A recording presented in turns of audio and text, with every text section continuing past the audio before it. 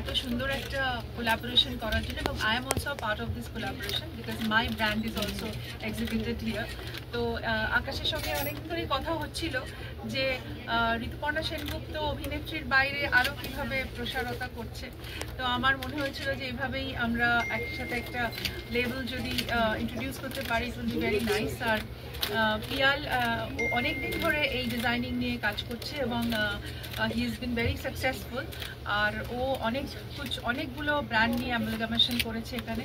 তো আমার খুব ভালো লাগছে পিয়াল, কংগ্রাচুলেশনস। আর ও হচ্ছে আকাশ হচ্ছে একটা ট্রু এন্টারপ্রেনার, যে কিনা নিজে তো he is a very powerful man, but he empowers others, মানে অন্যদের এম্পাওয়ার করে, অন্যদের পাওয়ার দেয়।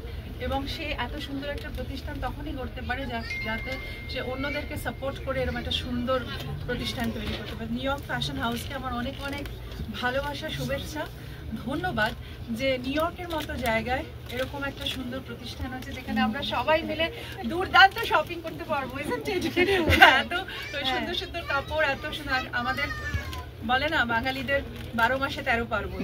তো অবশ্যই অনেক কিছু মানে উৎসব থাকে যেখানে আমরা ইন্ডিয়ান আর আমাদের মানে আমাদের যেরকম ethnic clothes, Bangladeshi Indian ethnic clothes আমরা খুঁজতে থাকি।